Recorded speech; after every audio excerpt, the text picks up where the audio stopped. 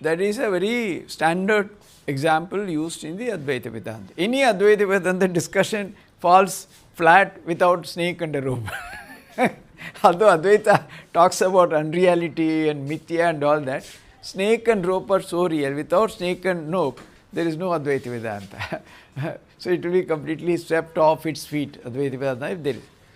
So why they give this? See, the basic tenet, basic idea of Advaita is this.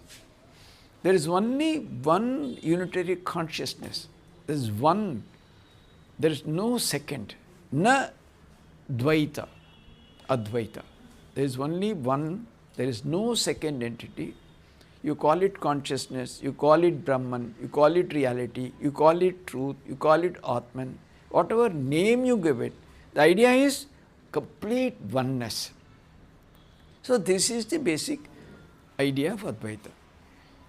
And it says all the other things which we see, all the duality, starting from our own body, mind, intellect, etc., they are all absolutely unreal. They have no real substance or basis or content. It is all superimposed, imagined. So, in that they are using that example. See, the ultimate reality, truth or Brahman or consciousness is made to appear as this world, as his personalities, as his bodies, as his minds, etc. To explain that, they use this example of snake and rope. There are two kinds of distortions that they talk about.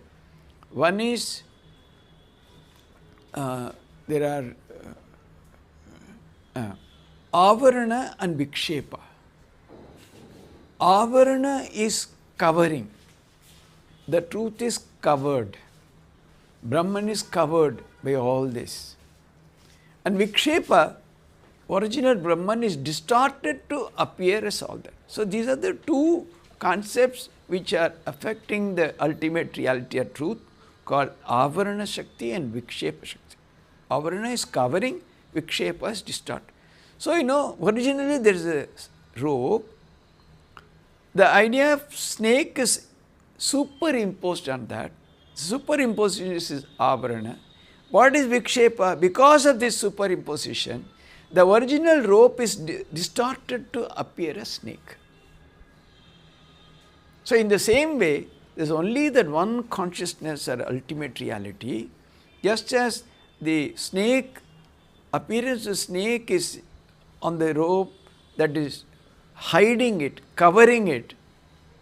What is this vikshepa? The original rope is made to appear a snake. It is no snake at all, it is only an appearance. So, in the same way they say that what you see, they are all only appearances. Now, what is the general, there are so many ways in which these are discussed, and one of the most powerful and commonly used ways are the avasthatraya, three states of awareness or existence, namely Jagrat, Swapna and Sushupti, waking state, dream state and deep sleep. So, through that they prove that there is no world at all. Now, you see, now we are in this waking state, we experience these, that, our individualities, personalities, buildings, these, that, so many things.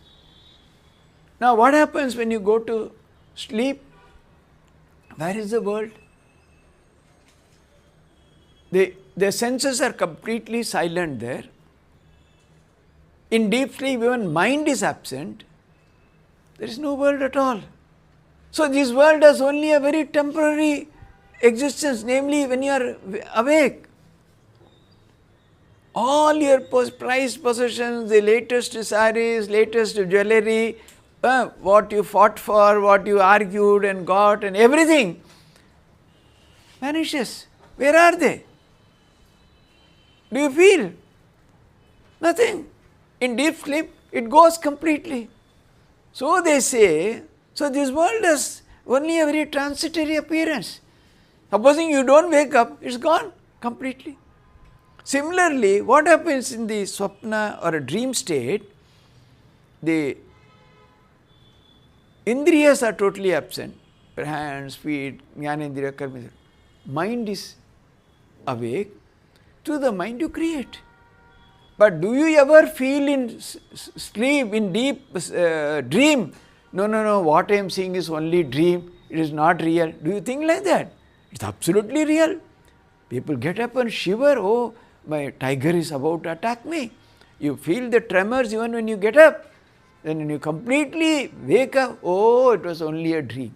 So, the dream world is absolutely real in dream.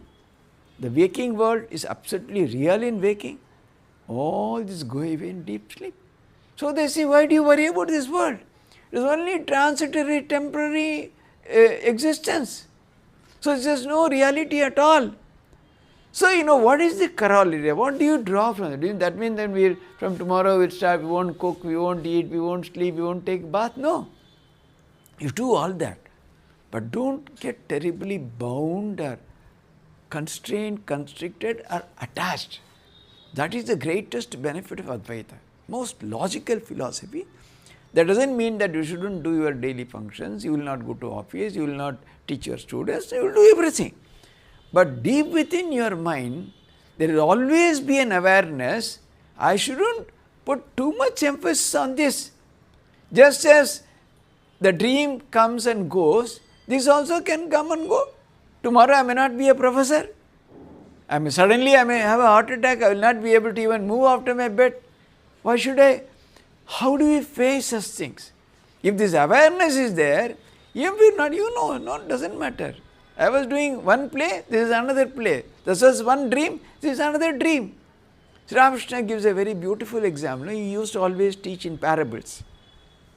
There was a farmer, and he was working in the fields that day.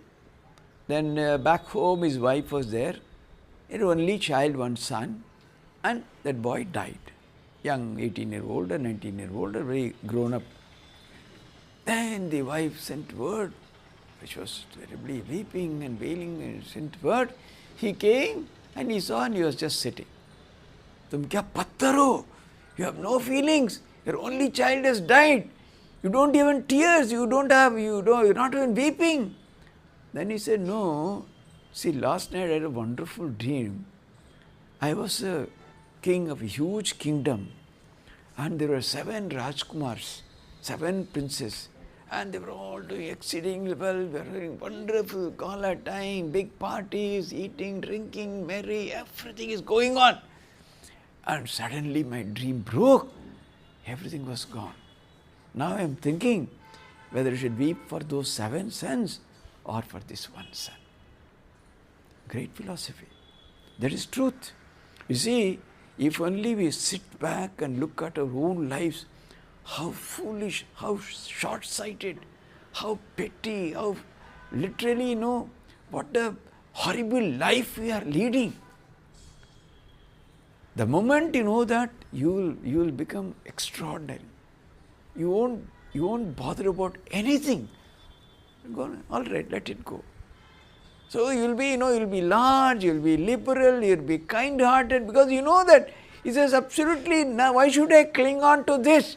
How much we fight for a little piece of this, little piece of that, land, possession, money, this, that, everything.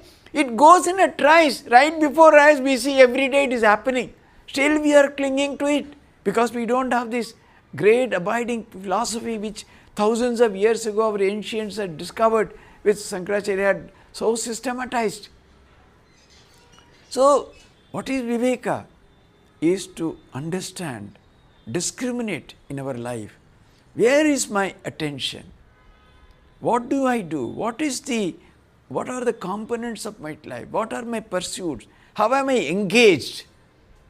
Are they real? Have they any substance?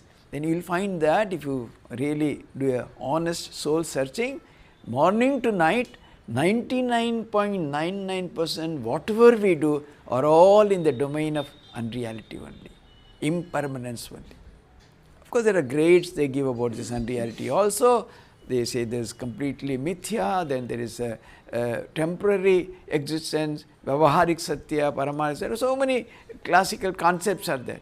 But essentially, you think of that, you tell me anything, I will immediately prove that it is based on unreality. Anything you tell me, I am challenging you, anything you put before me. Because, you see, why? Because all our experiences, whatever we do, everything is based on senses only. It's our senses only bring it. But senses themselves are totally unreliable. So, our whole existence is unreliable. See, now so many people are sitting here, seeing this useless fellow for such a long time. Now you close your eyes and then I go out of him, I ask you to write a description about me. Each one of you will write something different. If that is truth, it should be same for everybody. That shows our indriyas are absolutely unreliable. So what is that? So all our functions we do from morning, the time we wake up till we go to bed, we use only our senses. So at the base, at the root itself is unreality. The foundation is unreality. So all that we do is only unreal. Even the puja, the part, the going to temple, whatever we do, it's all unreal only because it is based on senses. So what does it, where does it lead? Does it lead us to a kind of a terrible kind of, no. Whatever we do, you always know that don't weave, wail, or don't jump in joy and all that. Be equanimous, be stable, know all that. Yes, as long as you have body, you have to do certain things. But you are never attached or bothered beyond the point. That's what would bring tremendous stability in your life. And the process of exercising viveka is what is called vichara, inquiry. How do you do this? By inquiring whether it is real or unreal. That inquiry is called vichara.